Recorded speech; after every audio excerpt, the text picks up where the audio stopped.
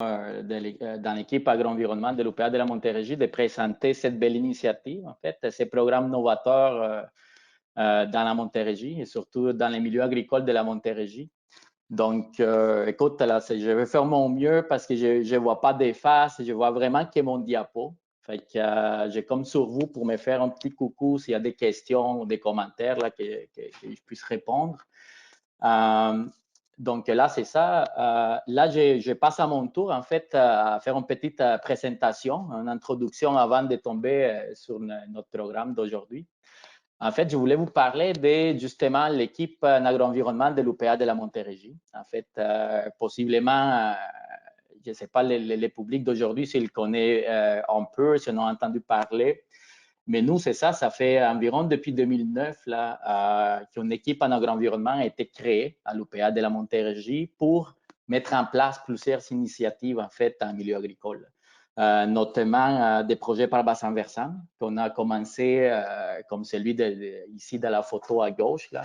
C'est le bassin versant de la rivière de Huron que nous, on a commencé en 2009. Là. À commencer de petit peu les initiatives avec les producteurs, la sensibilisation, les restaurations des bandes riveraines, etc. Ici, l'objectif principal, c'est vraiment l'amélioration de la qualité de l'eau pour 5 espèces de poissons en péril, en fait, qui ont comme habitat essentiel la rivière Richelieu, spécifiquement les bassins des Chambly. Donc, par la suite, bon, l'équipe a toujours évolué et ça grandit. En 2014, on a créé en fait un autre projet de gestion de l'eau par bassin versant, toujours à des affluents de la Richelieu. Et cette fois-ci, c'est les bassins versants des ruisseaux Assemblerie à la Barbotte qu'on a commencé en 2014 et voilà, qu'on a développé pendant environ 6 ans de travaux. Et aussi un autre projet qui a commencé, il est toujours en cours depuis 2016, que c'est le projet par bassin versant de la rivière Pot-au-Beurre. Donc, c'est un affluent important, en fait, qui se jette à ce niveau-là, en fait, la partie sud du lac Saint-Pierre, où est-ce qu'il y en a un grand projet collectif en concertation et collaboration avec plusieurs intervenants du milieu agricole, notamment les ministères, les MAPAC, les milieux académiques, évidemment les producteurs. Là. Donc voilà, c'est ça, je voulais vous faire le topo. En fait, que nous, ça fait quand même plus de 10 ans qu'on est dans les travaux du milieu agricole. Toujours en train de travailler proche sur le terrain avec les producteurs. Et dernièrement aussi, donc, on a créé des projets, par exemple celle d'opération des bandes riveraines, où est-ce qu'on conseillait un agro-environnement, en fait, c'est promener partout la Montérégie pour sensibiliser en fait les producteurs, les syndicats locaux, les MRC, les municipalités aux bienfaits environnementaux et économiques aussi de la protection des bandes riveraines en milieu agricole. Donc ça, c'est un projet en fait d'environ 2 ans qu'on vient tout juste de finaliser et qu'il y en a plusieurs produits, outils surtout de sensibilisation et transfert d'informations qu'on a développés. Donc voilà, c'était un peu les topos, mon tour de présenter un peu pas juste moi, mais tous les projets en agro. Donc, on est 3 conseillers en agro-environnement et une coordonnatrice en agro-environnement. Donc, voilà ce qui m'amène aujourd'hui à vous présenter cette belle initiative que c'est ALUS Montérégie. Mais tout juste, en fait, pour faire un peu l'historique d'ALUS Montérégie, il faut tout de suite que je vous parle d'ALUS Canada. Donc, c'est de là que ça vient, en fait, cette initiative. Donc, ALUS Canada, c'est un organisme de bienfaisance qui a été fondé en 2006. Comme vous voyez, si vous demandez, en fait, c'est quoi ALUS? Donc, vous voyez ici, c'est Alternative Land Use Services. Donc, voilà, comme le nom l'indique, c'est des usages alternatifs au service des terres. Dans ces cas-ci, spécifiquement des terres agricoles. Et le programme, en fait, a été développé par les agriculteurs et soutenu par la communauté à travers le Canada. Depuis 2006, en fait, ALUS Canada a créé et financé 27 communautés à travers 6 provinces du Canada. Nous, en fait, ALUS Montérégie, on est la seule communauté existante actuellement au Québec. Et si on regarde, en fait, depuis 2010, ALUS Canada investit plus de 10 millions de dollars en fait, pour financer les rétributions parmi toutes ces communautés. Et n'oublions pas que ces montants s'est duplié, en fait, multiplié quand on constate ou mesure les efforts en temps, machinerie et monétaire des producteurs la participante. Donc, en total, c'est environ 11 000 hectares de terres agricoles qui sont conservées à travers le Canada pour les biens et les services écosystémiques. Là. Donc, voilà, avant de continuer là-dessus, là, je voulais juste faire un petit review avec vous de c'est quoi que nous, on entend par service écosystémique dans nos programmes ALUS. Donc, voilà, je vous présente cette diapo. Juste pour vous mettre en perspective, en fait, que nous, voilà, on travaille en milieu agricole. Donc, on a ici cette belle parcelle de terre.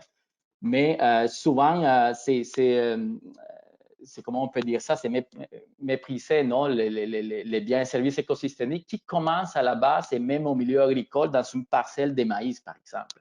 On peut penser une parcelle où est-ce que le travail des sols a été réduit, le travail des sols est fait en semi-direct et qui, il y a des cultures de couverture, donc qui va augmenter en fait les cycles de nutriments et la formation, l'augmentation plutôt de la santé des sols. On peut penser à la rétention de la matière organique, l'activité microbienne, rétention de l'érosion, etc. Donc, ça commence là, c'est la base là, des biens et services écosystémiques. Ensuite, on a toutes les composants en fait, de l'écosystème, que c'est l'approvisionnement, c'est-à-dire la productivité de cette parcelle agricole. Donc, c'est la nourriture, c'est la production du bois, du sirop d'érable, pommes, fraises, etc. Là. Donc, ça c'est une autre composante en fait qu'on considère. Et ensuite, on a la composante qui est liée surtout à la régulation de l'écosystème. Hein.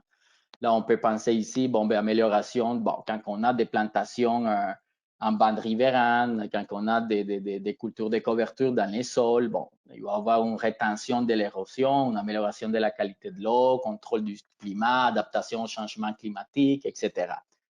Donc, l'ensemble de ça, évidemment, avec les côtés culturels, c'est qu'on appelle les biens et les services écosystémiques. Hein. Les côtés culturels, c'est quand on se promène dans la forêt, en milieu agricole, et on voit des beaux systèmes agroforestiers. Donc voilà, ça fait partie de tout l'ensemble des biens et des services écosystémiques que nous, on considère dans les programmes ALUS Montérégie.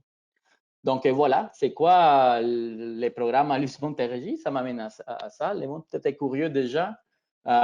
Donc voilà, c'est le seul programme au Québec qui rétribue monétairement les efforts des producteurs de la Montérégie qui vont réaliser des aménagements dans leurs terres agricoles pour améliorer l'environnement ou créer des biens et services écosystémiques pour la collectivité. Donc ça c'est important. Souvent on pense qu'ils vont juste faire des efforts à leur ferme et ça reste là. Ben non, on est parti d'un ensemble et tous les efforts qu'on fait en milieu agricole vont améliorer évidemment du service dans la collectivité, soit la qualité de l'eau, les ébrise-vents, etc. Donc, nous, en fait, on a démarré ce projet en 2016, donc après, évidemment, des discussions, des ententes avec ALUS Canada. Les rétributions, en fait, que le programme accorde aux producteurs, c'est de minimalement 5 ans. Il y a toujours une possibilité de renouveler les contrats de conservation. Bon, mais la participation des producteurs est volontaire. Là, donc, nous, évidemment, c'est comme notre base d'approche avec les producteurs. C'est tout le temps sur une base participative et volontaire là, qu'on va approcher les producteurs. Là. Donc, ils sont là parce qu'ils ont un sentiment d'appartenance du programme et ils veulent créer ben voilà, réaliser des projets qui vont améliorer leur ferme, mais aussi l'environnement de la collectivité. Alors, les programmes ALUS Montérégie constitués d'un comité, en fait, du programme, qui est composé par des producteurs agricoles, des représentants du syndicat de l'UPA, des clubs conseils des représentants des clubs conseils en agro-environnement et de l'organisme des bassins versants de la région. C'est un OBV, en fait, qui siège. Et donc, en fait, les comités vont établir les bases du programme, sélectionner les projets participants, en fait. Et voilà, c'est un comité décisionnel qui ouvre envers la suite et les décisions du programme, pardon. Donc voilà, au niveau des rôles en fait de la fédération, donc on a en fait que les rôles de la fédération. Quand je dis la fédération, c'est la fédération de l'UPA de la Montérégie. C'est vraiment notre rôle, c'est de recruter et sélectionner les projets qui vont participer à chaque année. Ensuite, nous, on va offrir un soutien technique. Là, on va possiblement bonifier ou donner des commentaires aux plans et devis qui sont soumis.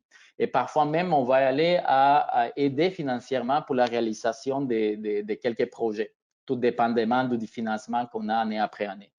Donc, nous, on s'assure aussi de garder, d'avoir les financements pour les rétributions monétaires des 5 ans qui a été convenu et tout ce qui est par rapport à la gestion administrative du programme. Donc, ensuite, on a ce qu'on appelle les promoteurs du projet. En fait, les promoteurs de ces projets, en fait, c'est par exemple un club conseil en agro-environnement, un organisme de bassin versant, un organisme en conservation sans but lucratif, qui aide en fait, son rôle, c'est d'aider les producteurs à monter les projets. Monter les projets, c'est-à-dire à nous envoyer la demande d'intérêt. Il y a un petit formulaire que je vais vous montrer tantôt, à chercher les financements pour réaliser les projets et ensuite à respecter la conformité en fait de ce qui a été déclaré dans la demande d'intérêt à l'US. C'est-à-dire que si, le plus possible évidemment, si les projets prévoient 3 hectares d'aménagement, bon, ben c'est ça, c'est de faire le possible pour respecter ces 3 hectares d'aménagement. Et ensuite, voilà, c'est d'assurer, le rôle du promoteur, c'est d'assurer la réalisation du projet, prendre des photos et toutes les plannings. Donc, il y a des étapes évidemment à suivre pour participer au programme ALUS. La première étape, c'est les contacts évidemment entre les promoteurs et les producteurs, là, se mettre d'accord du type de travaux à faire à la ferme, quel type de problématiques vise à solutionner, les types de projets. Excusez. Donc, ensuite, il y a l'envoi. En fait, il va y avoir la demande qui est en ligne dans notre site Internet d'Alus Montérégie. Donc, le formulaire va être rempli, va être envoyé. Et voilà, nous, on va valider si le projet est admissible selon les critères d'admissibilité que je vous présentais tantôt. Donc, la suite des choses, c'est que nous, on compile tous les projets, en fait, les demandes d'intérêt qui sont soumis. Et vers les mois de mai, on a une rencontre des comités où est-ce que les projets, en fait, sont sélectionnés et acceptés. Il y a très rarement des projets qui sont refusés, je tiens à vous dire, là, fait que c'est ça. Il y a des suivis techniques par la suite que nous, on va faire. C'est-à-dire, comme je disais tantôt, on va bonifier des aménagements. Est-ce qu'il y a la place pour mettre, mettons, des nichoirs à hirondelles, bonifier avec un autre type d'essence, etc. Et une fois les projets réalisés, donc il y a la signature de contrat de conservation entre les producteurs et les programmes ALUS Montérégie. Donc, c'est ça par rapport à l'admissibilité des projets. Donc, pour participer à ces programmes, en fait, il faut que les producteurs soient reconnus comme un producteur par les MAPAC, donc avec un numéro d'identification de la ferme. Il faut évidemment que les aménagements soient localisés à Montérégie, que les projets soient réalisés la même année d'acceptation du projet. C'est-à-dire que si les projets sont soumis en 2021, on s'entend que les projets soient réalisés en 2021, c'est-à-dire avant les mois de novembre, où est-ce que les conditions climatiques nous permettent encore de faire certains types d'aménagements. Donc, par rapport à la rétribution monétaire, donc nous, on se base dépendamment du type de projet, de la localisation. On a certains critères, en fait, qui vont nous permettre d'estimer la rétribution monétaire par année pour les projets. Par exemple, si le projet est en bande riveraine, donc évidemment, nous, on va considérer tout ce qui est au-delà de la réglementation du secteur. Au-delà de la politique de protection des rives et des plaines inondables, par exemple, ou au-delà de toute autre réglementation qui est dans la municipalité ou dans la MRC où se trouve l'aménagement. Donc voilà, par la suite, selon les types de projets et la valeur écologique, nous, on va assigner un taux de rétribution par année. Par exemple, une bande d'herbacées avec un mélange pour les pollinisateurs n'a pas évidemment les mêmes valeurs écologique qu'une ébrise-vent combinée avec des arbres, des arbustes et des herbacées. Voilà, la rétribution vient comme ça, mais dans tous les cas, au-delà d'un hectare d'aménagement, les producteurs vont avoir le taux maximal de rétribution par année, que c'est de $750 par hectare. La superficie minimale aménagée, c'est de 0,15 hectares, sauf par exemple quand il s'agit de projets collectifs. C'est-à-dire que les programmes en fait n'est pas punitif quand il y en a mettons 3 ou plus producteurs avec des superficies inférieures à 0,15 hectares, mais qu'au total, ça dépasse les 0,15 hectares. Là, évidemment que nous, on va l'analyser, les projets, dépendamment de la proximité en fait des travaux. Et si les critères sont requis pour toute la gang, on peut accepter ça comme un projet collectif en fait.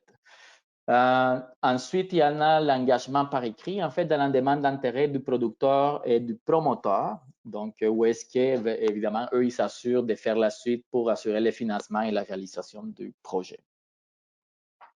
Je ne sais pas s'il y a des questions jusqu'ici, Laura. Non, pour l'instant, tout est bon. Bon, parfait. Donc, voilà, écoutez, moi, c'est ça, j'ai prévu vous montrer quelques photos. Donc là, j'ai parlé des étapes du programme, il y a les critères d'admissibilité. Et là, voici en image plus ou moins les types de projets qu'on a acceptés jusqu'à aujourd'hui. Donc, d'abord, c'est les projets d'aménagement des zones sans friche ou des coulées agricoles. Voilà, de plus en plus, il y a des promoteurs et nous-mêmes à la Fédération qu'on fait ce type d'aménagement. Ça peut être des friches en bordure des cours d'eau d'importance ou des coulées en fait des riveraines, où est-ce qu'il y en a des superficies en fait importantes à aménager. Autrement, c'est des zones qui peuvent rester en friche, qui peuvent être susceptibles à être colonisées par des espèces exotiques envahissantes et que, comme on le sait, ça coûte plus cher d'éradiquer par la suite. Là. Donc, ça, c'est l'exemple, en fait, qu'on a fait il y a un couple d'années à la rivière Chibouette, là où est-ce qu'on a aménagé environ 4 hectares là, en collaboration avec la MRC des Mascoutang et M. Charles Lucier. Donc, voici, bon, voilà, ce type de projet qui est admissible. Par la suite, on en a des projets, en fait, que c'est la création et la revégétalisation d'étangs. Donc, parfois, on va avoir des producteurs qui en ont des étangs où est-ce que ça commence à s'installer un peu du fragmite ou de la renouée du Japon, etc. Donc, voilà, ça peut être un bon coup pour mettre en valeur ce type d'étangs en plantant en d'abord contrôlant les espèces exotiques envahissantes s'il y a lieu, et ensuite revégétalisant les berges et les rives avec des plantes aquatiques ou autres. Donc ici, je vous ai mis 2 exemples des travaux qu'on a réalisés dans Alus depuis il y a quelques années. Donc là, c'est des arbustes, des plantes aquatiques établis dans les rives, là, comme vous pouvez les voir. Ça, c'est dans les coins du projet par bassin versant de la rivière de Huron. Donc, ensuite, on a tout ce qu'on appelle les ébrise-vents. Les ébrise-vents, soit des conifères ou soit des ébrise-vents feuillus conifères. Là, maintenant, peut-être que le monde ne le sait pas beaucoup, mais les producteurs sont très quand même intéressés. C'est un des projets les plus populaires, en fait, les ébrise-vents parmi les programmes Alus Montérégie. Et non seulement les ébrise-vents des simples rangées, mais aussi souvent, c'est des doubles rangées qui vont aménager. Là, sont rangées des feuillus, une conifère, une feuillue. Entre les 2 rangées, on peut avoir un mélange d'herbacées. Et donc, voilà, on a déjà des exemples dans le cadre de notre projet, des exemples d'1 an et de 3 ans. Là. Ça, c'est un exemple de triple rangée là, en bordure d'un cours d'eau. Donc, voici une autre type d'aménagement. Donc, par la suite, on a ce qu'on appelle des ébrise-vents multifonctionnels. C'est des ébrise-vents souvent à double rangée au simple qui vont incorporer en fait un mélange pour les pollinisateurs entre les rangs, en fait, des pailles en plastique. Là. Évidemment, nous, ce qu'on favorise, c'est tout le temps la participation des producteurs dans toutes les étapes du projet. c'est-à-dire la planification, la sélection d'arbustes ou des végétaux, en fait, là, et surtout, en fait, la partie décisionnelle de comment on va faire l'aménagement pour que par la suite, ça soit plus facile l'entretien. Tu vois, dans les passés, peut-être les haies brise-vent qui ont été faits, la double rangée, ils étaient trop proches, fait qu'à l'heure du fauché, les producteurs se trouvaient coincés à faire ça à la main là, avec une débroussailleuse plutôt que de passer un seul passage des tracteurs là, si on avait écarté un peu plus les rangs. Donc, vous voyez, c'est ça, c'est de là l'importance que nous on favorise là, d'inclure les producteurs dans toutes les étapes en fait du projet pour que par la suite, ça soit plus facile les maintien, de développer aussi les sentiments d'appartenance au projet et voilà, que ça soit plus facile la réussite du projet à long terme. Ensuite, on a d'autres projets qui sont très populaires. C'est les haies arbustives, dans le fond, là, que ce soit simple rangée ou double rangée. Donc, les haies arbustives, très souvent, les producteurs, en fait, vont opter pour avoir des arbustes qui vont non seulement aider à la stabilisation du talus, mettons quand c'est en bordure des cours d'eau, mais aussi qu'il y en a quand même un certain potentiel comestible. Hein. Là, on parle du sureau du Canada, de l'aronie noire, du cassis, noisetier. Il y a des exemples même des camériciers là, qui peuvent s'essayer. Évidemment, on ne vise pas toute une rangée de la même sorte. Là. On cherche la variabilité en cas de maladie ou autre. Mais voilà, donc c'est ça ce qui me fait dire qu'en fait, encore une fois, que c'est important la planification, mais parce que quand que le producteur, c'est lui qui choisit tout en assurant quand même des végétaux indigènes qui ont stabilisé les talus. Donc, il y a ce sentiment d'appartenance qui va se générer et qui, par la suite, va aider vraiment au maintien de la plantation. Donc, par la suite, on a tous les travaux qui sont liés aux bandes, par exemple, fleuries, aux prés fleuris, au aménagement pour les pollinisateurs. Donc, souvent, ça peut être des zones sans friche qui vont être aménagées, une portion avec des arbres, d'autres portions, un patch avec des mélanges pour les pollinisateurs. Ou on va petit à petit, en fait, avec juste une bande d'herbacées pour garder, en fait, plus que la réglementation de la bande riveraine. Ou des producteurs ici, comme la photo en bas à droite, là, où est-ce que vraiment il va au large, là, à peu près à 10 mètres de largeur d'aménagement. Alors, César, j'ai peut-être une question pour toi, juste avant de passer à la prochaine section. Donc, est-ce qu'il y a des producteurs qui font une récolte commerciale des arbustes fruitiers introduits? Non, pas à notre connaissance.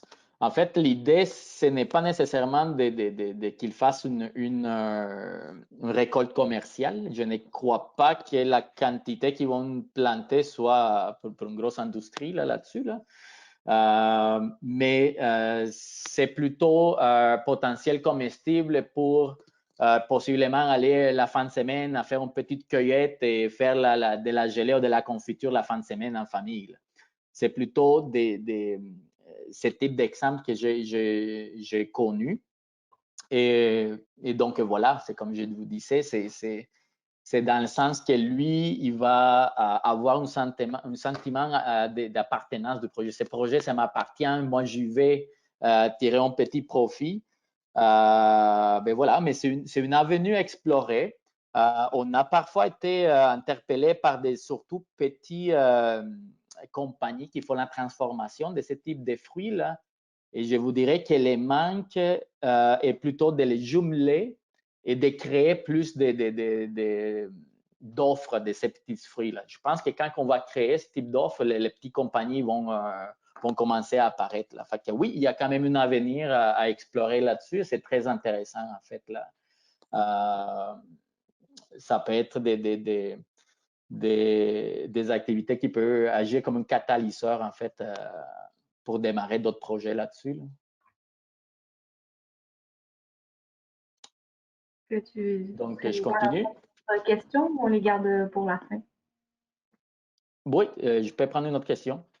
Alors, comment se passe le contact initial avec les producteurs? Donc, comment décidez-vous avec quel producteur vous entrez en contact?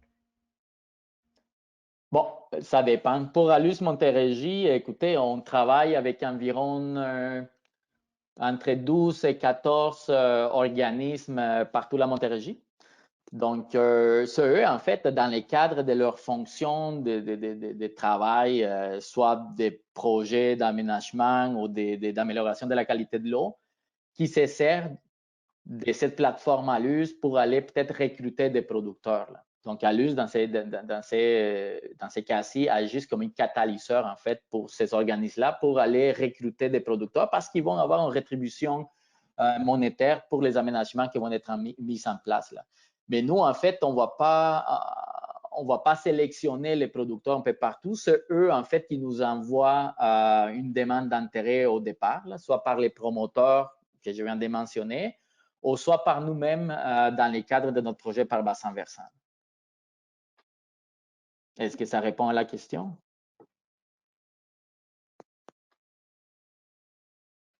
J'aurais une autre question avant de peut-être passer à la suite.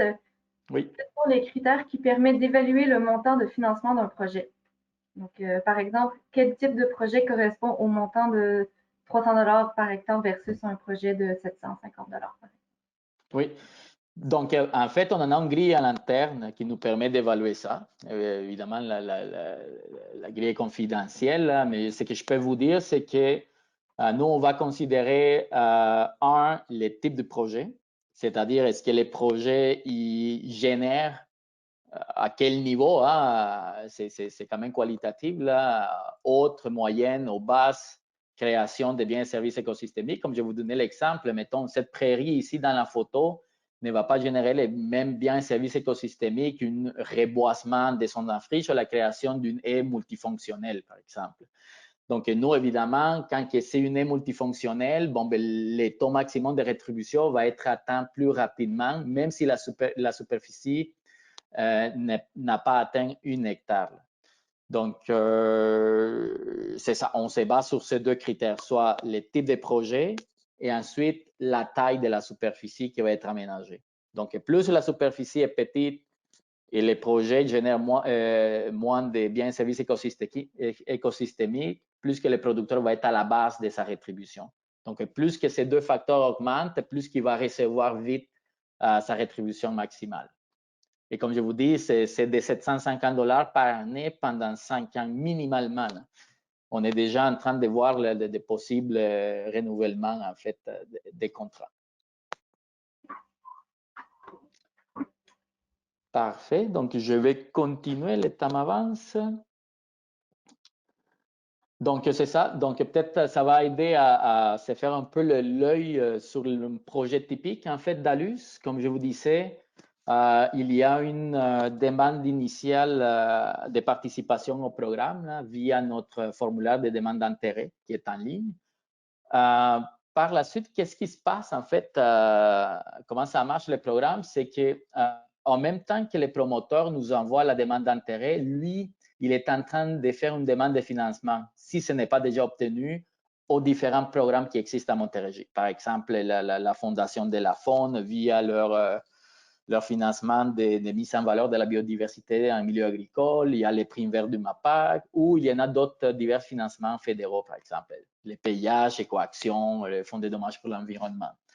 Donc, ça se passe en même temps. Donc, une fois que le financement est obtenu par les promoteurs, là, donc il vient l'étape de réalisation du projet qui a été déclaré dans la demande d'intérêt. Donc, à cette étape-là, il peut y avoir des petits ajustements encore, comme je vous disais. On peut voir, bon, ben, c'est ce qu'on peut faire plus de superficie ou est-ce que les types d'arbres et d'arbustes peuvent être bonifiés ou il peut y avoir d'autres trucs aidant les biens et les services écosystémiques. Donc, ça, c'est ce qui englobe la partie de réalisation du projet. Et par la suite vient toute la partie que c'est rétribution du projet. Donc, c'est-à-dire que là, comme je vous disais, il y a une entente qui est signée entre les producteurs et la Fédération de l'UPA de la Montérégie pour garantir en fait la rétribution monétaire du projet qui a été mise en place. Et voilà, dans le fond aussi, notre objectif de cette signature, de cette entente de conservation, c'est que les producteurs s'engagent en fait à garder, à conserver l'aménagement, la qualité de l'aménagement tel quel, pendant les 5 ans et plus. C'est ça notre objectif, évidemment. Et donc là, j'avais la petite boîte ici pour vous dire que en fait, les fonds qu'on reçoit, c'est des fonds privés. C'est d'Alus Canada qui nous donne directement des fonds pour les rétributions monétaires des producteurs. Il n'y en a pas à ce jour des financements au niveau provincial ou c'est ça, provincial ou fédéral qui injecte directement de l'argent pour les rétributions. Ça fait que tout cet argent-là, c'est Alus Canada et c'est la Fédération de l'OPA de la Montérégie qui va gestionner et chercher en fait des bailleurs de fonds pour cette partie-là du programme là, pour la rétribution. Fait que, si vous voulez juste que vous gardez ça en tête là. Et donc voilà, l'année passée, vers la fin de l'année passée, on a eu en fait une bonne nouvelle, surtout les 12 espèces en péril que je vais vous décrire tantôt. En fait, on a eu un financement provenant de Environnement et Changement Climatique Canada, grâce aussi au Service canadien de la faune. En fait, c'est un financement qui vise à bonifier notre critère d'admissibilité du programme ALUS pour venir en fait aider l'habitat des 12 espèces en péril qui sont dans les milieux agricoles de la Montérégie. Donc, on en a 12 espèces. Là, je ne vais pas la passer à travers, là, vous pouvez les lire, mais en gros, là, c'est 3 guildes en fait, d'espèces et tout ce qui comporte les oiseaux champêtres de la Montérégie qui sont en voie de disparition, qui sont en péril selon dans l'annexe 1 de la loi sur les espèces en péril, évidemment. Et l'autre composante, c'est l'herpétofaune. Mettons, on a la rainette faugrillon, la tortue de bois, la couleuvre tachetée. Et ensuite, on a les blocs des pollinisateurs. On a les monarques et 3 espèces de bourdons. Donc voilà, ces projets, ces financements vont nous permettre, en fait, sur 3 ans, de bonifier ces critères et de les mettre en place, en fait, ces critères afin d'aider les rétablissements de ces espèces. À cette étape, on a déjà réalisé 2 ateliers avec des experts, en fait, provenant de plusieurs milieux, soit des organismes de conservation spécialistes dans une de ces espèces, du ministère aussi de la faune, des intervenants, en fait, qui travaillent dans les milieux agricoles réalisant des aménagements et des producteurs. On travaille, en fait, en collaboration avec Louise Gratton pour cette partie du projet. Parce qu'on utilise en fait les cycles des normes ouvertes pour la conservation pour déterminer en fait déterminer les menaces et les solutions à ces menaces pour voilà, venir en aide à ces espèces. Donc les critères actuels pour les programmes, comme je vous disais, voilà, ça inclut les ébrissements et tout ça, mais là, ce qu'on veut, dans le fond, c'est de les augmenter, de les bonifier, dépendamment de où se trouve l'espèce en péril en question, et par la suite, donc, de cibler les solutions pertinentes qui vont aider spécifiquement à l'espèce qui est là, ou s'il y en a plusieurs espèces, bon, ben, les activités qui peuvent bénéficier à plusieurs espèces. Donc, une approche soit une seule espèce ou pluriespèces, là. Donc, on peut penser, par exemple, à la fauche retardée des parcelles de foin. On peut penser, je ne sais pas, à bonifier avec certains types d'arbustes pour favoriser la nourriture de la tortue de bois. Bon, ben, certaines plantes pour les pollinisateurs, les monarques, on sait, les sclépiades, etc. Donc, voilà. Mon objectif ici, c'est juste vous mentionner qu'ALUS évolue, ALUS s'adapte à la réalité et qu'on est en train de voilà, bonifier notre critère pour venir en aide maintenant à ces espèces en péril. Voilà, donc c'est un projet en fait qui est en cours encore. Donc, là maintenant, je passe à la section de voilà, des petits bilans de qu'est-ce qu'on a fait en fait jusqu'à cette année. Depuis 2016 en fait, mais d'abord là, c'est qu'on a fait l'année passée. Donc, c'est ça, j'ai voulu juste vous montrer, ça a l'air de quoi d'une année typique à Alus. Donc, comme vous voyez ici, j'ai mis les superficies qui ont été aménagées en 2020. Donc, les aires arbustives, c'est plus d'1 hectare. Les aires arbustives et bandes herbacées, 5 hectares. Tout ce que c'est haies brise-vent et haies multiestrades, donc plantation des arbres. surtout en bande riveraine, c'est presque 4 hectares. Là. Reboisement des zones en friche et bande riveraine herbacée. Donc, au total, en 2020, on a aménagé 13,8 mettons, hectares là, qui vont être conservés, en fait, grâce à ces programmes. Ceci représente 9 300 $ environ là, pour la rétribution d'un an, mais comme je vous disais, nous, quand on signe les contrats, on s'assure d'avoir la rétribution sur 5 ans. Donc, en réalité, c'est un investissement de 46 700 $ là, que le programme injecte directement dans le milieu agricole. Donc, si on regarde nos résultats un peu depuis 5 ans, donc depuis 2016, on a déjà 83 fermes participantes au programme. Donc, on a 66,78 hectares de terres qui ont été aménagées pour les biens et services écosystémiques. Là. Quand je dis aménagés, c'est 66 hectares qui a eu des plantations, des arbres, des arbustes, des herbacées qui sont maintenus. Hein. C'est quand même, on est fiers de pouvoir garder ça sur place. Ceci représente, les 66 hectares, là, ceci représente 241 300 $ d'investissement qui est pour les rétributions. Quand on regarde la partie d'investissement pour l'implantation et administration des projets, là, on est proche quasiment d'une demi-million de dollars d'investissement depuis 5 ans. On a réalisé donc des travaux chez 12 MRC de la Montérégie. Donc, quand même, une grosse partie de la Montérégie possède déjà des projets ALUS là, pour la collectivité.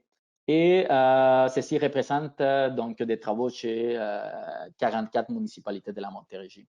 Et comme je vous disais tantôt, là, on a réussi déjà à établir des travaux de collaboration avec 14 intervenants du milieu agricole. Je ne sais pas s'il y a des questions jusqu'ici. Oui, alors il y a plusieurs questions. On pourrait prendre le temps d'en répondre à au moins une ou deux en ce moment. Il va aussi avoir une période de questions à la fin. C'est parfait, ça en vient. Je pense que j'ai encore 2-3 minutes. Oui. Donc, une question, est-ce que la pérennité des aménagements est valide pour une période de 5 ans, donc la période de rétribution, ou alors il est possible de s'assurer d'une plus longue pérennité des aménagements? Bien, la pérennité, en fait, l'objectif du programme ALUS, c'est de les garder à long terme, le plus possible, évidemment. Donc, il y a deux choses à garder. Quand un producteur embarque dans les programmes ALUS, là, comme je vous dis, c'est parce que c'est d'une façon volontaire, parce qu'il y a envie, il y a ce sentiment d'appartenance qui appartient dans une famille, là, et qu'évidemment, il va garder son aménagement à perpétuité. Là. Cependant, nous, légalement parlant, nous, on peut assurer un bloc de 5 ans initialement, même si nos objectifs, c'est évidemment que l'aménagement reste à long terme. Fait que, comme je vous disais, l'idée du programme aussi, c'est de donner par la suite des renouvellements des contrats pour d'autres 5 ans, mais c'est tout un défi. C'est tout un défi, évidemment, du programme, aller chercher cet argent. Comme je vous disais, il n'y en a pas de programme du gouvernement provincial ou fédéral qui injecte pour les rétributions.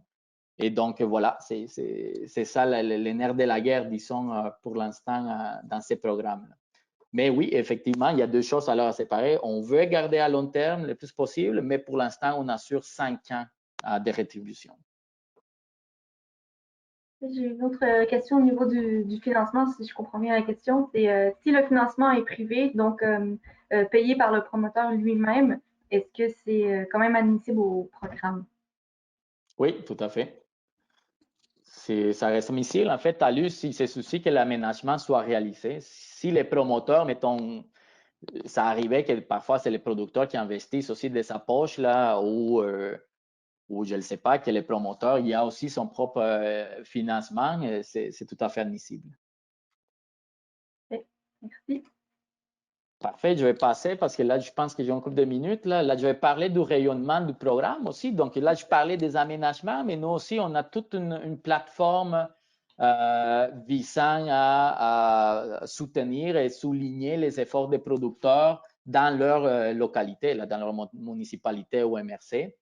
Donc, depuis à peu près 2-3 ans qu'on travaille l'élaboration des panneaux, en fait, d'information comme je vous disais, ça permet en fait de valoriser les efforts, valoriser les efforts des producteurs dans leur municipalité et collaborer. Tu sais, l'installation des panneaux, on les fait avec la municipalité, les MRC. Et donc, voilà, ça crée aussi un effet de boule de neige. Hein, quand les voisins producteurs ils voient un panneau installé, ils disent, bon, ben, c'est quoi ça, les programmes? Ils nous appellent, ah, ben, moi aussi, je vais embarquer, c'est fabuleux, etc. Fait que ça aide énormément tu sais, au rayonnement, à la valorisation de cet effort-là, qui souvent, dans le passé, était caché. Là, les aménagements en bande riveraine, ce n'est pas nouveau. Hein, ça fait depuis longtemps que les producteurs en font, mais personne n'en parle beaucoup.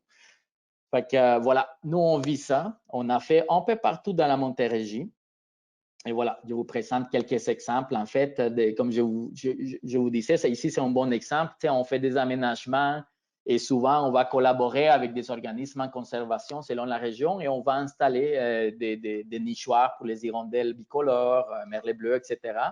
Et ça crée, comme je vous dis, ce sentiment d'appartenance qui, pour moi, c'est un des clés de succès, en fait, du programme et surtout des entretiens futurs des aménagements. Voici d'autres photos. Donc, comme je vous disais, c'était un peu partout dans la Montérégie en collaboration avec MRC et municipalité. On a en fait annuellement un événement de remise de chèques pour les producteurs. En fait, on fait comme une gala où est-ce qu'on invite les producteurs, des représentants du MAPAC, des MRC municipalités, des médias, afin de souligner, de présenter, comme je vous présente maintenant un peu, on fait un bilan de la saison avec des photos et voilà, on souligne les efforts des producteurs. Aussi, c'est une occasion où est-ce qu'on invite des chercheurs pour venir en fait nous mettre à jour sur les avancements dans les biens, dans les rétributions en fait des biens et des services écosystémiques ou sur les implantations en bande riveraine ou tout autre type de travaux. Donc, l'année passée aussi, notre équipe de communication a fait une belle réalisation, que c'est la mise à jour de la page web du programme, où est-ce que vous pouvez trouver les formulaires des demandes d'intérêt, bon, ben, les bulletins annuels qu'on fait du programme qui résument chaque année des travaux.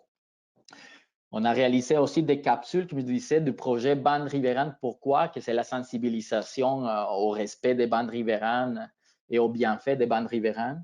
Et voilà, vous allez trouver aussi d'autres liens vers notre projet par bassin versant. Je voulais vous montrer la vidéo, mais malheureusement, on a eu des petits problèmes techniques avant la présentation, surtout avec les sons. Que je vous invite en fait à la visionner. Le lien est là. Si vous écrivez aussi Alus Montérégie sur YouTube, je pense que vous pouvez la trouver. Sinon, voilà, le lien est là. Sinon, vous pouvez communiquer avec moi pour la voir.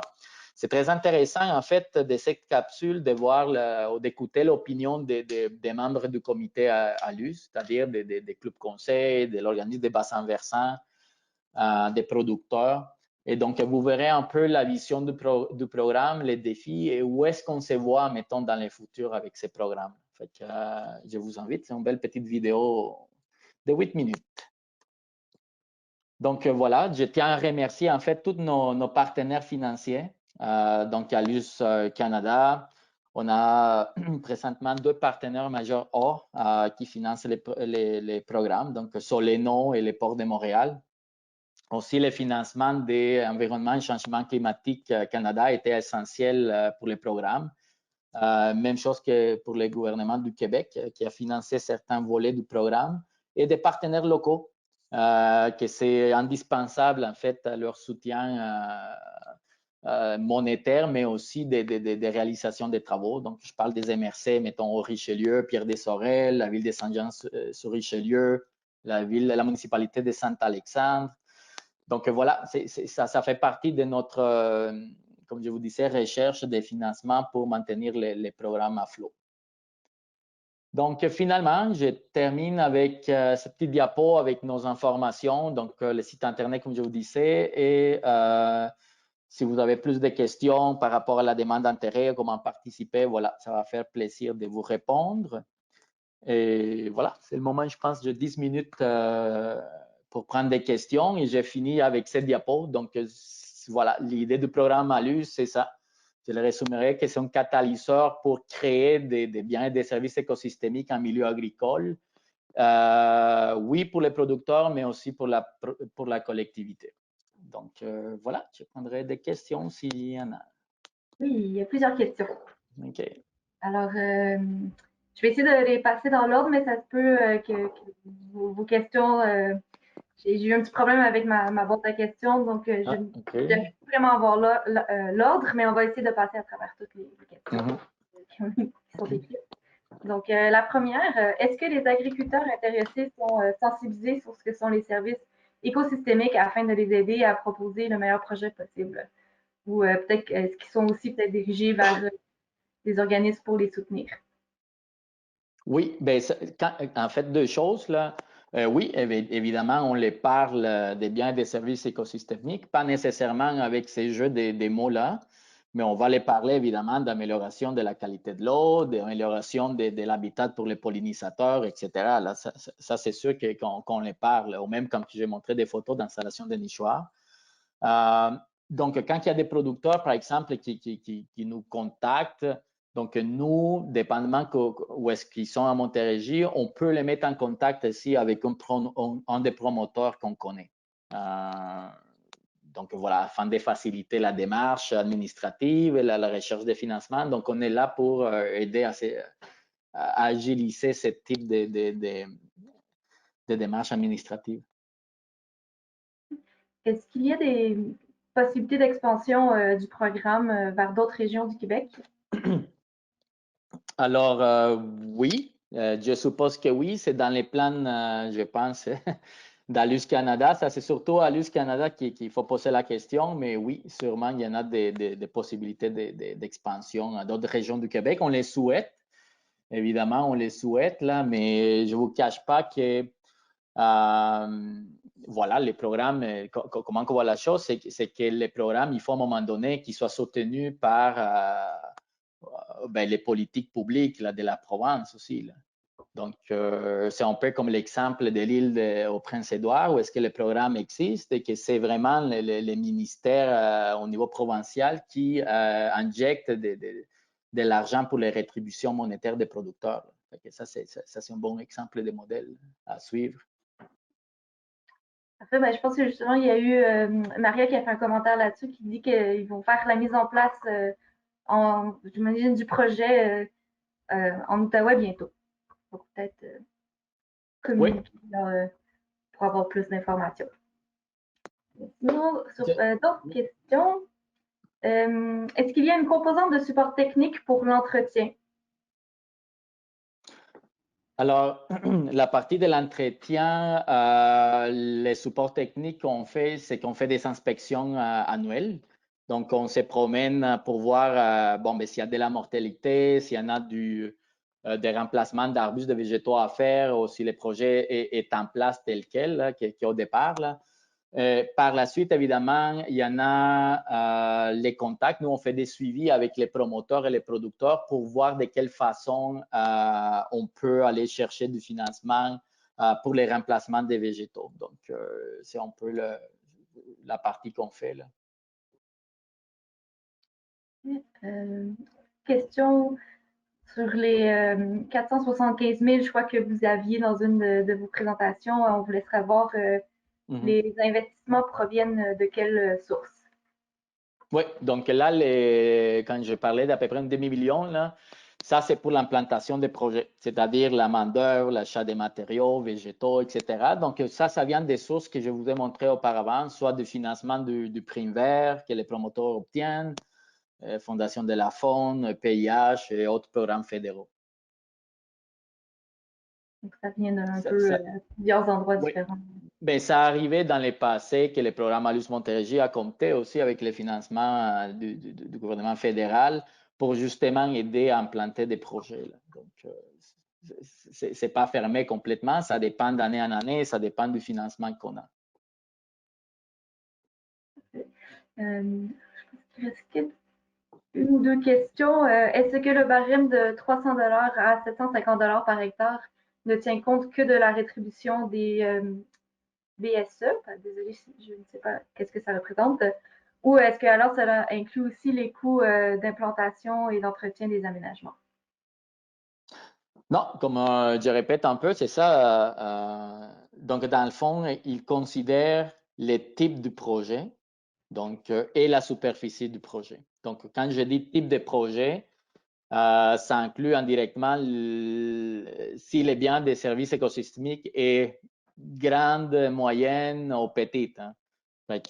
C'est-à-dire, si c'est une bande herbacée, bon, ben, les biens des services écosystémiques, il va être moins important là, que si c'est un aménagement des zones en friche avec des arbres feuillus, conifères, etc., ou des haies-brisements multi-estrates. Donc, évidemment, on n'a pas des paramètres, des trucs quantitatifs sur les biens des services écosystémiques. À ma connaissance, on est loin encore au Québec d'aller mesurer tout ça, là, tu sais, de dire, bon, ben, je te rétribue exactement X à cause que tu as mis tel et tel type d'arbre dans ta bande riveraine. Donc, c'est vraiment une lacune à combler actuellement, d'aller chercher ben voilà, des acteurs peut-être du milieu académique et que voilà, ils génèrent de l'information à ce sens-là, afin de justement rétribuer adéquatement les biens et les services écosystémiques qui sont gérés. Là. Dans le fond, les 750 $ que nous, on donne, là, ça vient à peine matcher les taux de location des terres de la Montérégie. Ça inclut même pas par exemple, si les producteurs auraient un rendement avec de la culture des maïs ou des soya ou autre.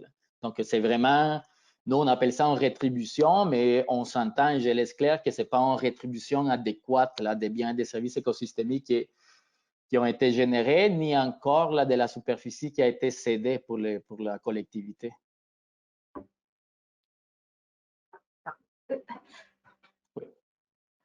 Donc, je pense que ça répond à toutes les questions, en tout cas, que moi j'ai. Je vois qu'il y a Julien qui a la main levée depuis un moment, mais malheureusement, je ne peux pas vous donner accès à votre micro. Donc, si vous avez une question, vous pouvez l'écrire dans la boîte de chat et je vais pouvoir la relayer.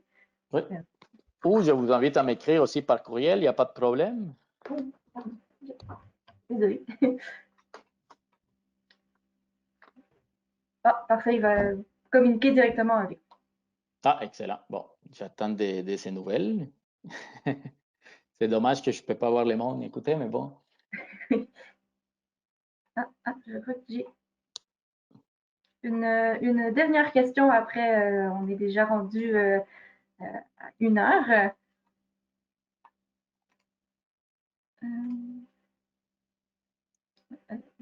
Est-ce que les producteurs doivent débourser un montant?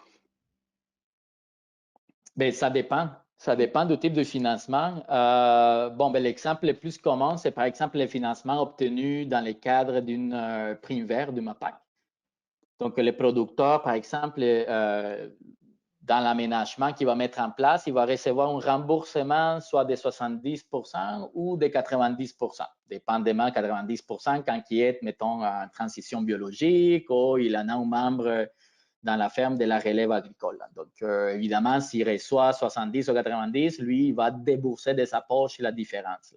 Donc, oui, il y en a un investissement du producteur monétaire, mais aussi du temps. Je vous rappelle que quand on fait ce type d'aménagement, le producteur, c'est lui qui amène sa machinerie pour le travail initial du sol, c'est lui qui amène sa machinerie pour le déroulement du paille en plastique ou autre type d'installation ou de travaux, transport des végétaux, etc. Donc, il y a quand même tout ce temps là, que les producteurs investissent, que c'est non négligeable. Mais ça, c'est le cas primaire. Il y en a d'autres types de financements qui proviennent, par exemple, du PIH ou autres sources de financement fédéraux qui, parfois, vont couvrir les 100% des aménagements, d'implantation d'aménagements. Donc, main-d'œuvre, achat des végétaux, plantation. Mais, comme je vous dis, ça dépend de la provenance du financement. Et juste, il y a une dernière qui est arrivée. Donc, est-ce que vous ciblez seulement les bassins versants présentés au début de leur rencontre? Donc, soit les bassins versants de la rivière des Hurons et de la rivière Poteau-Bar, etc. Donc, oui. Donc, bonne question. Non, pas du tout. En fait, les programmes est admissible à tout producteur qui est à Montérégie et que son aménagement va être mis en place dans les territoires de la Montérégie. Donc, le projet par Vincent que j'ai montré, en fait, c'est juste pour vous faire une petite image, un petit bilan de nous présenter qu'est-ce qu'on fait, nous, à la Fédération. Mais non, le programme est applicable pour tout producteur qui est dans la Montérégie, qui va mettre en place un aménagement dans la Montérégie. Donc, je pense que, Jessica, je vois qu'il y avait d'autres informations dans la question. Peut-être communiquer directement avec César pour… Oui, écoutez, ça va me faire plaisir vraiment de vous expliquer mieux les programmes. voir si vos projets seraient admissibles au programme. Oui, il n'y a pas de problème. Et nous, j'en profite, en fait, on est en pleine période de recrutement des projets 2021. Donc, écoutez, je vous encourage fortement à nous soumettre une demande d'intérêt. Par la suite, nous, on peut vous accompagner pour voilà, mieux vous encadrer pour avoir la rétribution du producteur. Ben, c'est déjà la fin de cette présentation. Donc, merci beaucoup, César. C'était vraiment très intéressant, très complet. Je pense que justement, beaucoup de gens qui sont intéressés à proposer leur projet et de communiquer directement avec vous. Donc, merci beaucoup d'avoir pris le temps de participer aujourd'hui. Et merci à tout le monde aussi d'avoir posé toutes ces belles questions et fait en sorte que cette conférence était quand même assez animée et pas juste d'un côté. Oui, donc parfait. Écoutez, merci encore pour cette opportunité de présenter le programme à peut-être un public qui nous connaît un peu moins et qu'on peut aller présenter ça. Fait que voilà, je suis bien content et voilà, on entend votre question au besoin. Merci. Merci, salut. Au revoir. Au revoir.